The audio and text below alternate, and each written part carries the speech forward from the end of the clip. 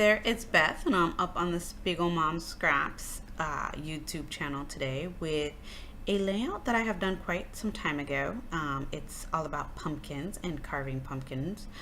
And what I'm doing here is I have, what do you call it? I die cut these with my Cricut. So I die cut out a bunch of shapes with my Cricut.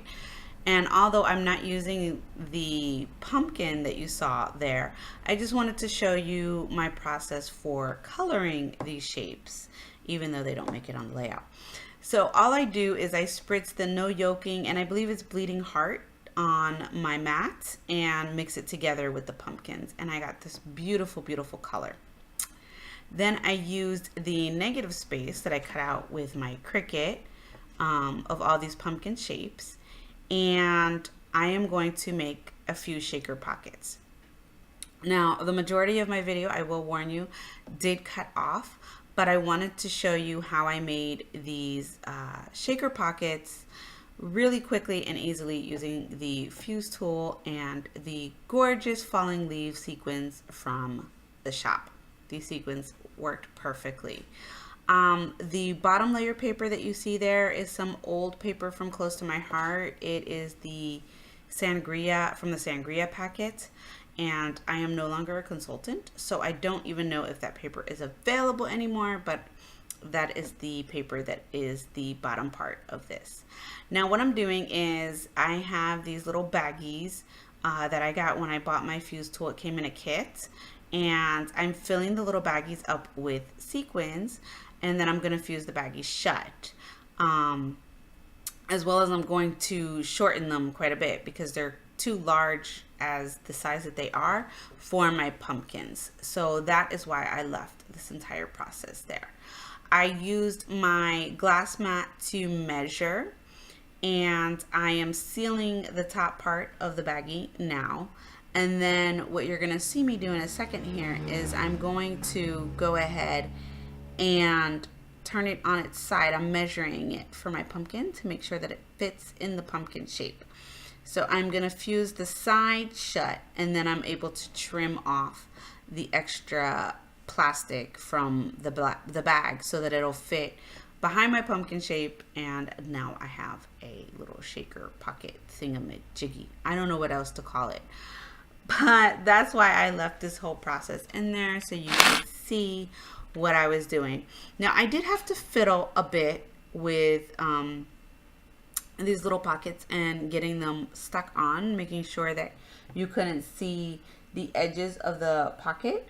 But in the end, it all worked out perfectly. I used the, oh goodness, it's 1/8 score tape, 1/8 of an inch of score tape, and it was perfect for putting around these pumpkin shapes and getting the pockets sealed onto the back of this so that I could then flip it over, and they would be held in place. They were not going to slide anywhere.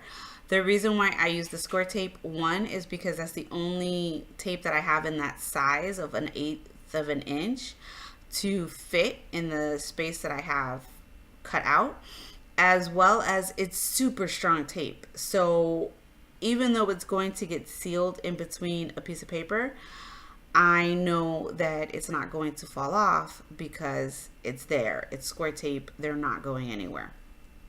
And this allows my sequins to be in the perfect spot. What did I do after this? Oh my goodness, it's so long ago. Really, I just left the process in so that you could see how it all came together from the back end of things, in case this is something that you would like to replicate, you know, in any way. You could die cut any shape out of your paper and seal it, you know, in one of these baggies, and you have an automatic shaker thingy. Instead of having to use, say, transparency and foam tape, this process worked out really, really well for me.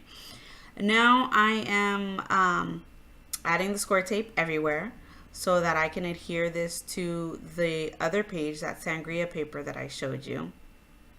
And I also left in my biggest tip when adhering paper to a second sheet of paper, because I do it quite often when I do mixed media and I have to stretch the layout out, is I use a double-sided tape that has that backing that has to be removed.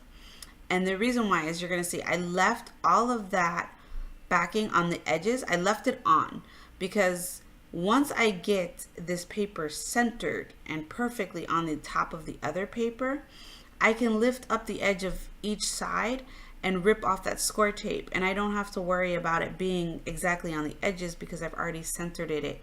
And this just works like a charm. I noticed before when I was doing stretching out layouts, I wasn't doing it this way. I was putting the tape everywhere and then trying to center it, and I was always off. Like there was always like a tad bit of that extra paper showing up. So by doing it this way, I don't have that problem anymore, and it makes me super, super, super happy. Now what you see me doing is the places that I did not get score tape, they were sticking up a little bit and they were bothering me. So I'm using my fine liner bottle and the Scotch Quick Dry adhesive in there, and I'm just adding that to those places.